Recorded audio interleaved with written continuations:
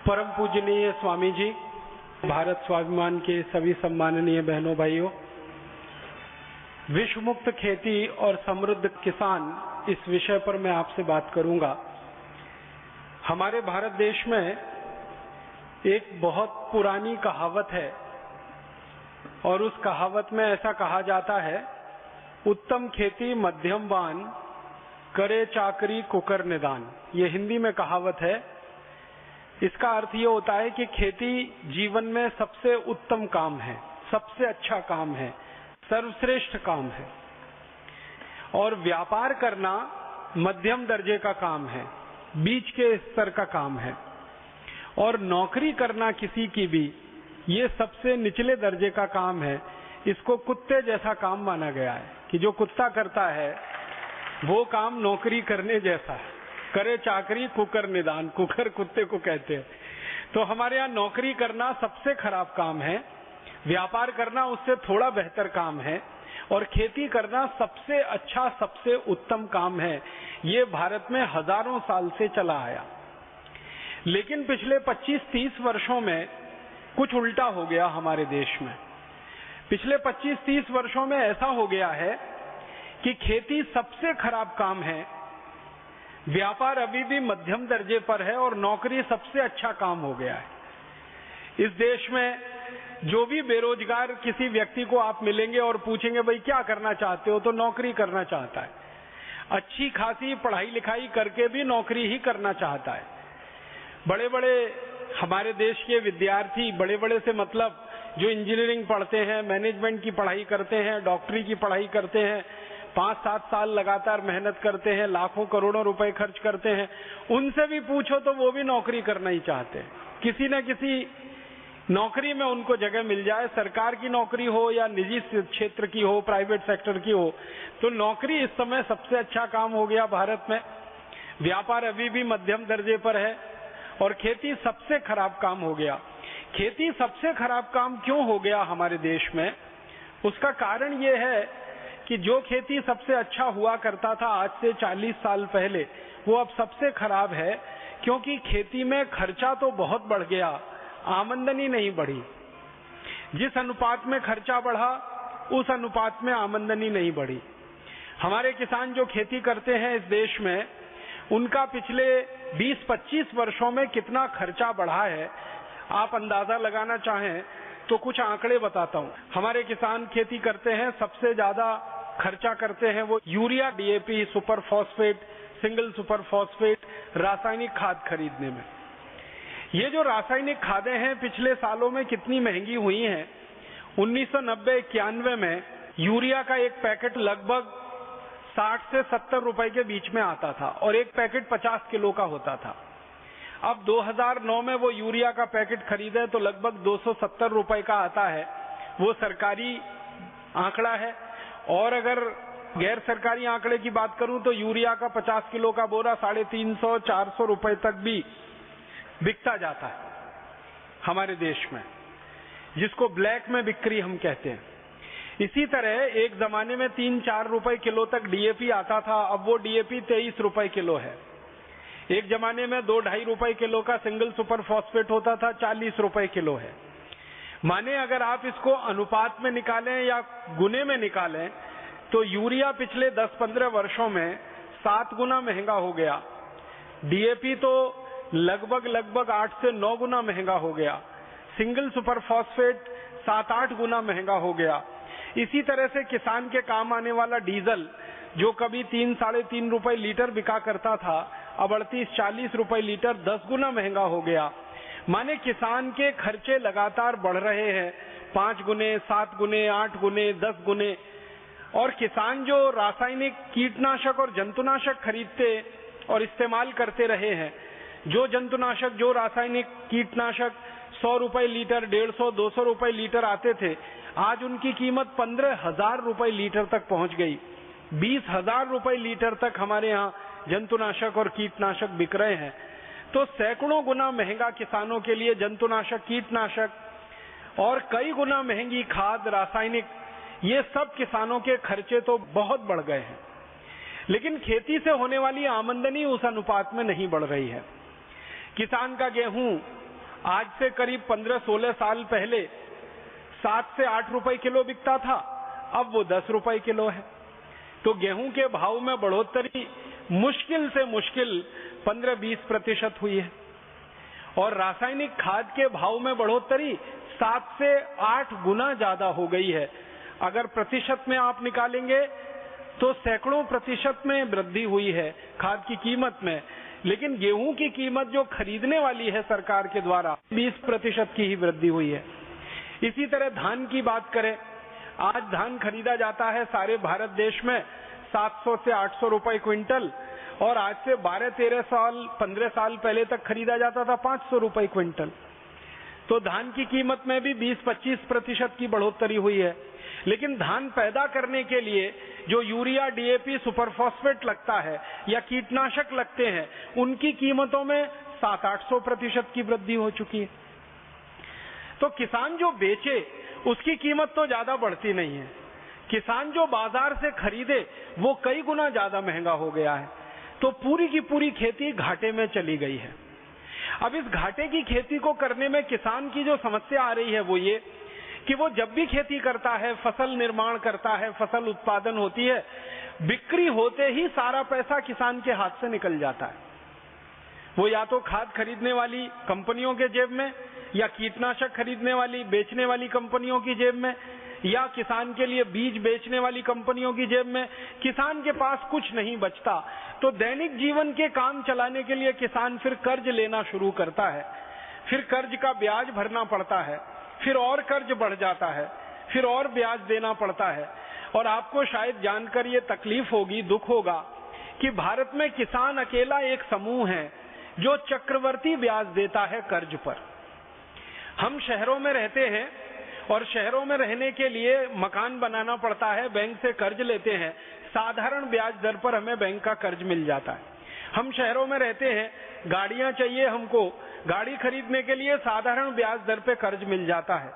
लेकिन किसान अपने खेत में ट्रैक्टर अगर चलाने के लिए ट्रैक्टर खरीदे, बैल खरीदे, किसान जंतुनाशक खरीदे, कीटनाशक खरीदे, उसके लिए कर्ज लेना पड़े सहकारी संस्थाओं से, पत संस्थाओं से, तो चक्रवर्ती ब्याज पे कर्ज मिलता है किसानों को।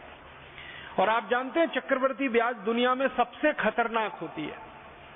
मैं एक दिन ऐसे ही मनोरंजन के लिए एक छोटा सा आकलन कर रहा था कि मैं अगर चक्रवर्ती ब्याज की दर पर कहीं से कर्ज ले लूं, मान लीजिए 1% की चक्रवर्ती ब्याज की दर पर 100 रुपए का कर्ज मैं ले लूं, मात्र 1% की चक्रवर्ती ब्याज के दर पर 100 रुपए का कर्ज ले लूं, तो 250 से 300 साल में वो कर्ज इतना हो जाता है कि संपूर्ण भारत देश की पृथ्वी के बराबर का सोना अगर मैं वापस कर दूं तो कर्ज मुक्त नहीं हो सकता।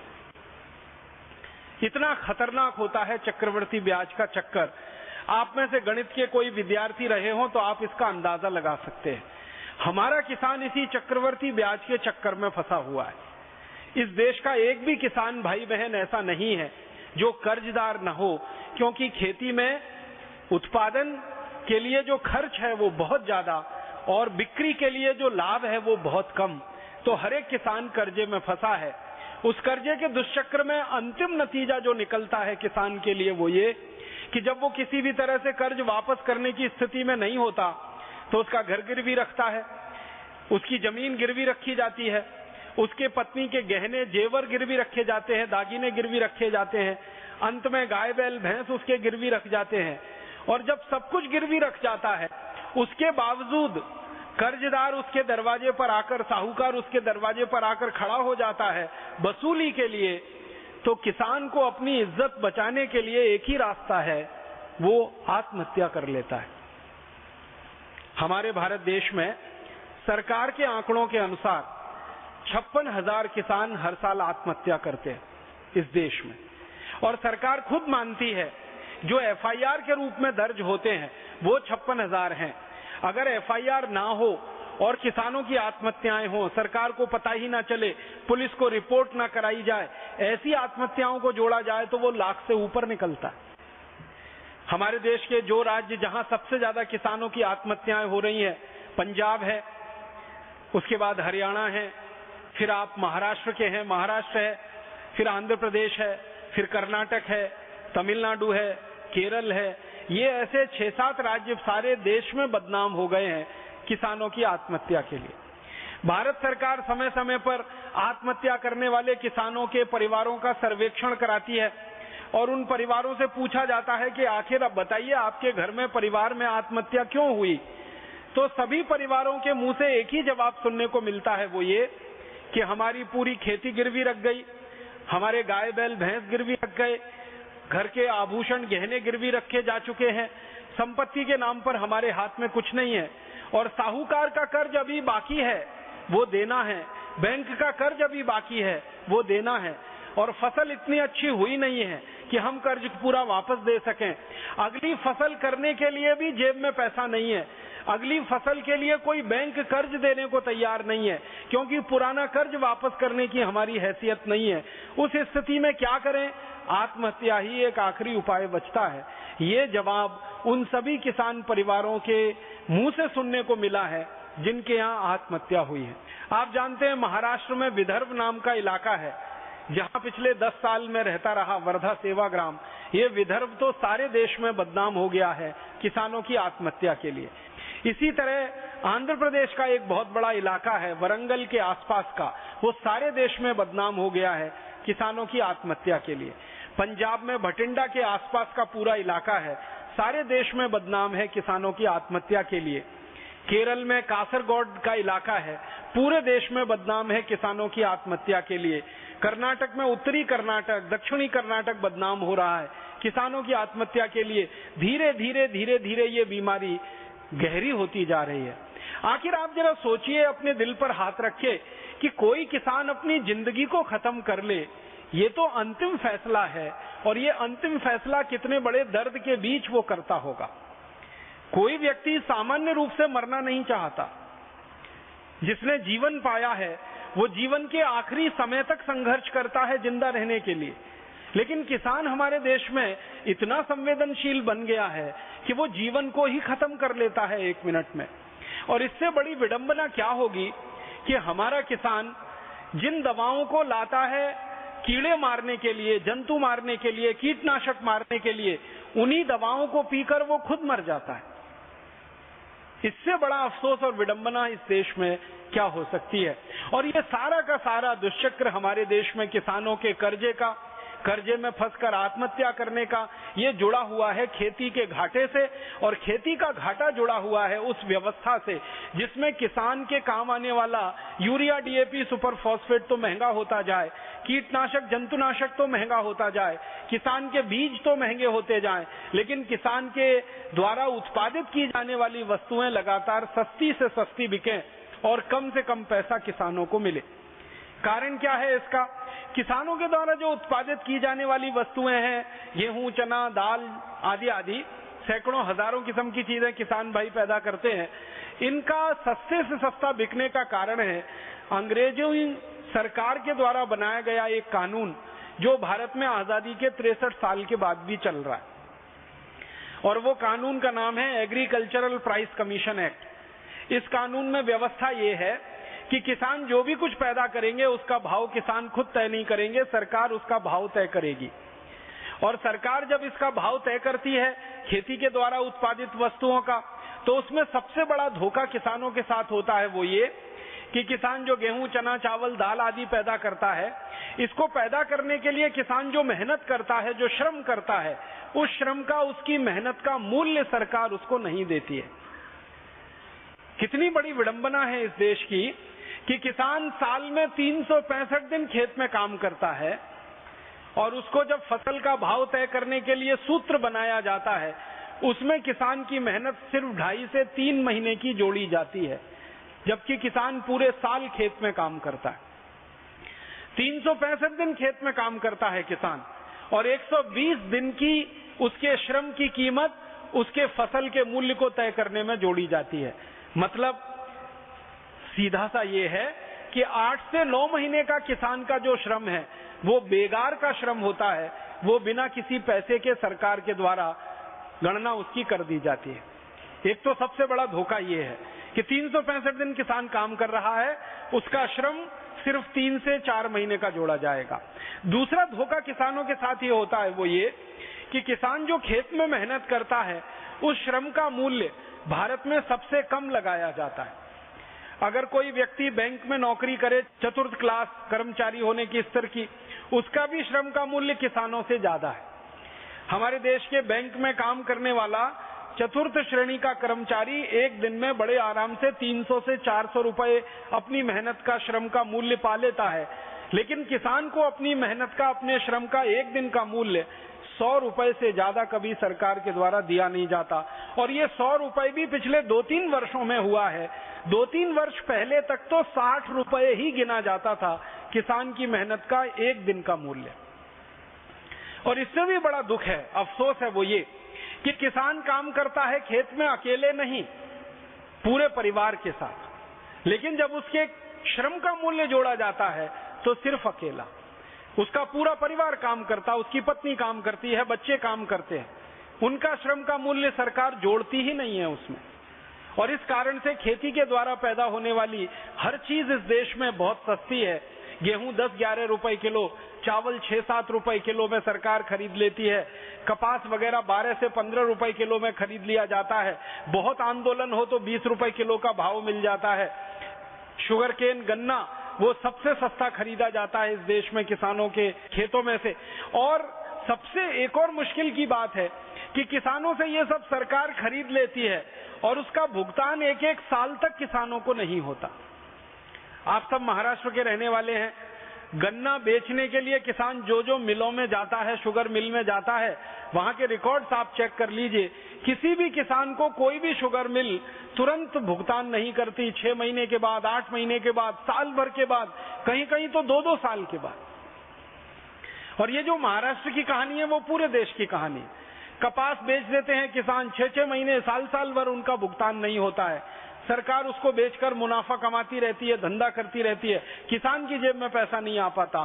तो इन सब कारणों से किसान की आमदनी हमेशा कम रहती है और खर्चे उसके हमेशा से ज्यादा रहते हैं। कितनी बड़ी विडंबना है। आप इसको दूसरे तरीके से सोचने की कोशिश करिए कि अगर मैं किसान हूं, आप किसान हैं, बाजार में जाकर एक साबुन खरीदें 15 रुपए का, तो 15 रुपए का 100 ग्राम साबुन खरीदने के लिए 1.5 किलो गेहूं बेचना पड़ जाएगा। 15 रुपए का 100 ग्राम साबुन खरीदने के लिए कम से कम 2 किलो धान बेचना पड़ जाएगा। अगर 1.5 किलो गेहूं का मूल्य हम जांचने की कोशिश करें तो 1.5 किलो गेहूं से अगर आटा बना दिया जाए, आटे की रोटी बना दी जाए तो 2 परिवार के लिए पर्याप्त होगी। तो जितने में 2 परिवार का पेट भर जाएगा, उतने रुपए का गेहूं बेचकर एक 100 ग्राम साबुन हम बाजार से खरीद पाएंगे। मतलब सीधा सा ये है कि साबुन का मूल्य और उसकी कीमत बहुत ज्यादा है, गेहूं का मूल्य और उसकी कीमत बहुत कम है। कारण उसका यही है, साबुन पैदा करने वाले जो उद्योगपति हैं उनको साबुन का भाव तय करने का अधिकार है। किसान गेहूं पैदा करता है, धान पैदा करता है, उसको अपना भाव तय करने का ही अधिकार नहीं है। और तय भी करे तो सरकार इस फॉर्मूले से तय करती है कि उद्योगों में पैदा होने वाली वस्तुओं की कीमतें अलग तरीके से तय की जाती हैं, खेती में पैदा होने वाली चीजों की कीमतें बिल्कुल अलग तरीके से तय की जाती हैं। उद्योगों में जो श्रमिक काम करते हैं उनका श्रम मूल्य बाजार के हिसाब से होता है और किसान जो खेतों में काम करता है उनका श्रम मूल्य सबसे कम होता है। इसलिए किसान के ऊपर ये अत्याचार है और इसलिए खेती अभी घाटे का सौदा होती चली जा रही है। खेती के घाटे का सौदा होने का जो सबसे बड़ा कारण हम लोगों को समझ में आता है वो ये कि किसान के द्वारा खरीदा जाने वाला रासायनिक खाद, जंतुनाशक, कीटनाशक, ये उनका सबसे बड़ा खर्चा है। एक औसतन अगर मैं बात करूं तो किसान की जिंदगी की आमदनी का 60% हिस्सा रासायनिक खाद खरीदने में चला जाता है, 20% हिस्सा जंतुनाशक और कीटनाशक खरीदने में चला जाता है और बाकी का जो 20% बचा हुआ किसान का हिस्सा होता है वो उसकी दैनिक जीवन के काम करने में खर्च हो जाता है। बेटे बेटियों का विवाह करना है, उनकी पढ़ाई करनी है, मुकदमेबाजी है, उसमें बिजली का बिल है और दूसरे तरह के खर्चे में बाकी 20% निकल जाता है। किसान के पास जमा कुछ भी नहीं बचता, इसलिए वो हमेशा कर्जदार रहता है। इसका मतलब बिल्कुल सीधा है, किसान की जिंदगी के जीवन के खर्चे को अगर हम अलग कर दें जो 20% का है, तो बाकी का जो 80% का खर्चा किसान की जिंदगी का है वो तो रासायनिक खाद, जंतुनाशक और कीटनाशक का ही है। और पिछले आजादी के 40-45 वर्षों में खासकर किसानों के बीच में सरकार के द्वारा एक बहुत बड़ा दुष्प्रचार किया गया है, वो ये कि किसान अगर रासायनिक खाद नहीं डालेंगे तो उत्पादन नहीं होगा, कीटनाशक नहीं डालेंगे तो फसल खत्म हो जाएगी, जंतुनाशक नहीं डालेंगे तो फसल चौपट हो जाएगी। तो पिछले 40 साल से भारत के बहुत सारे कृषि वैज्ञानिक और कृषि विश्वविद्यालय हमारे किसानों को ये समझाते चले आ रहे हैं कि आपको तो रासायनिक खाद डालना ही पड़ेगा, आपको तो जंतुनाशक डालना ही पड़ेगा, कीटनाशक डालना ही पड़ेगा, बिना उसके खेत में उत्पादन नहीं होगा। तो ये जो डर और भय हमारे किसान भाइयों के मन में बैठ गया, इस डर और भय का अंतिम दुष्परिणाम ये है कि किसानों की जिंदगी का 80% खर्चा रासायनिक खाद, कीटनाशक और जंतुनाशक में जा रहा है। भारत के बारे में जरा जानने की कोशिश करें कि ये रासायनिक खाद, कीटनाशक, जंतुनाशक कितने बड़े पैमाने पर इस्तेमाल हो रहा है और इसका अंतिम परिणाम क्या हो रहा है। तो भारत सरकार के सन 2004-2005 के जो आंकड़े हैं वो मैं आपके सामने रखना चाहता हूं, क्योंकि अभी 2008 और 2009 के आंकड़े सरकार ने जारी नहीं किए हैं।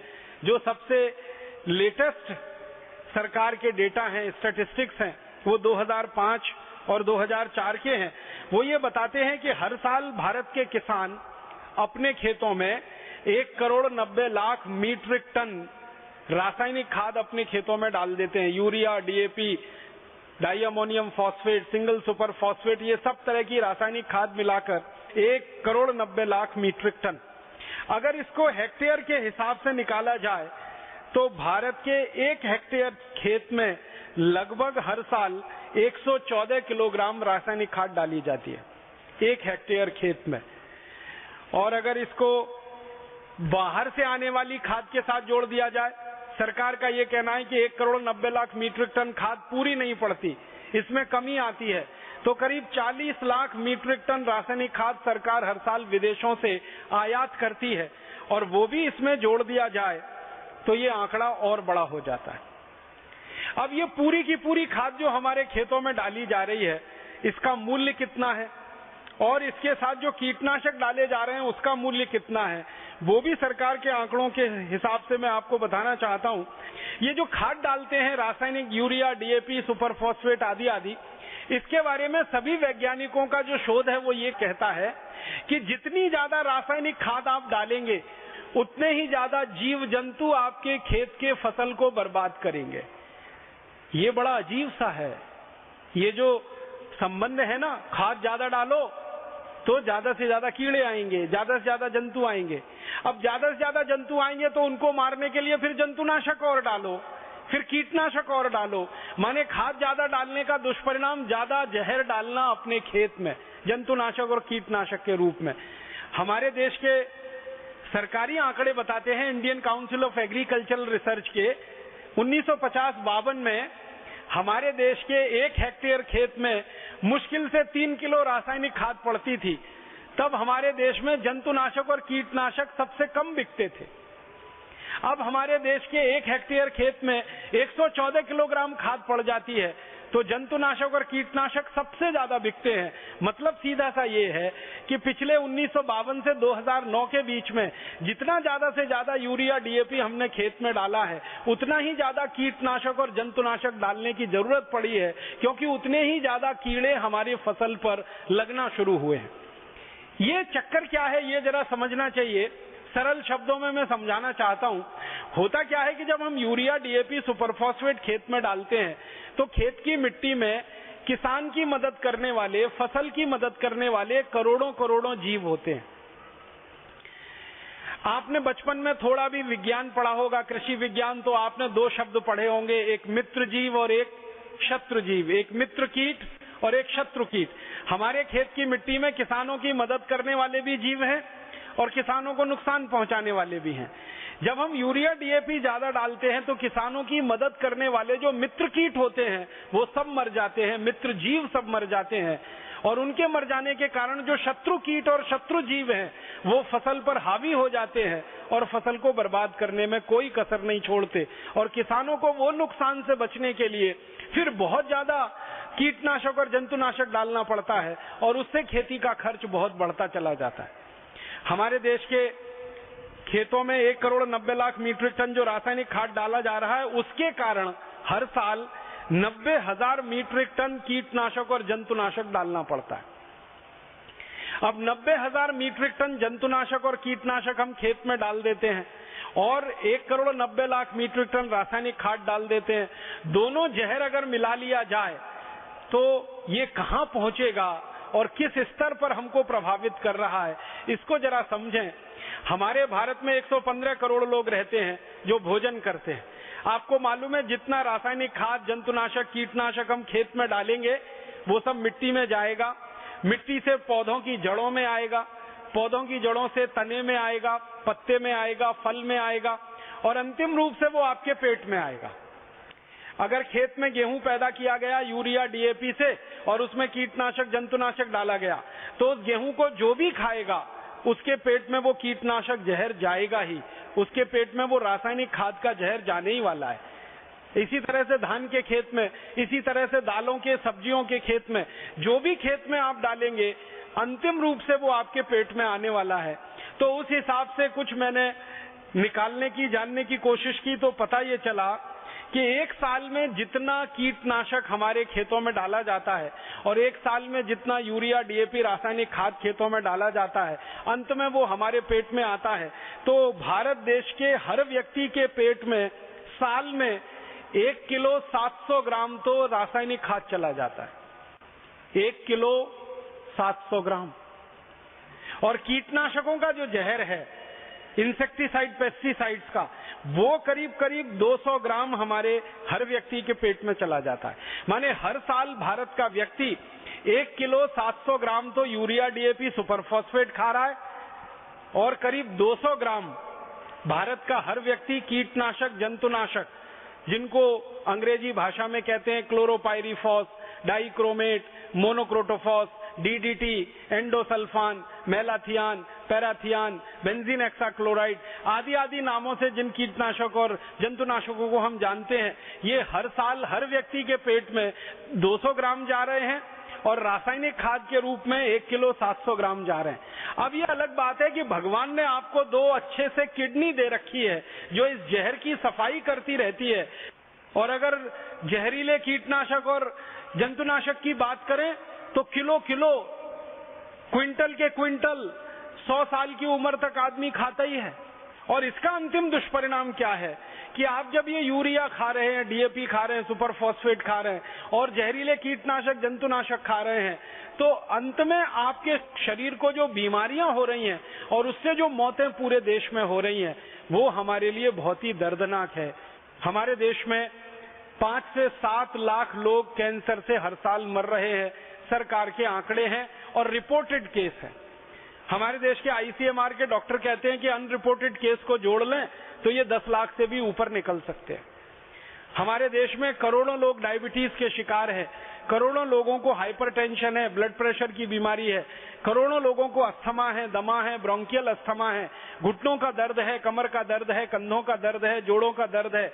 आपको मालूम है किडनी फेलियर के लाखों लाखों जो केस हमारे यहाँ आ रहे हैं, ये सारी की सारी बीमारियों के जड़ में अगर कोई है तो रासायनिक खाद, कीटनाशक और जंतुनाशक का भोजन जो रोज आप खा रहे हैं।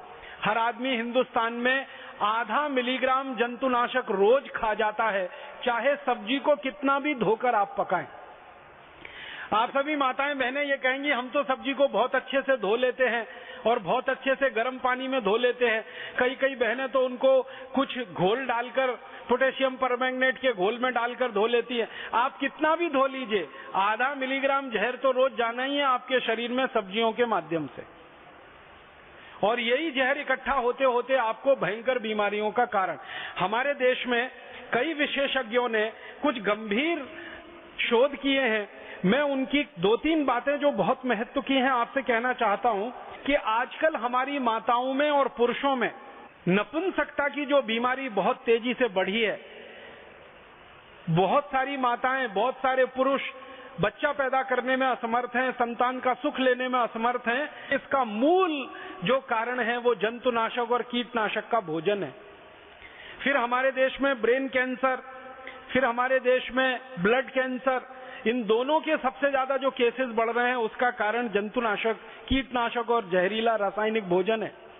फिर हमारे यहाँ डायबिटीज के बारे में सबसे ज्यादा शोध की है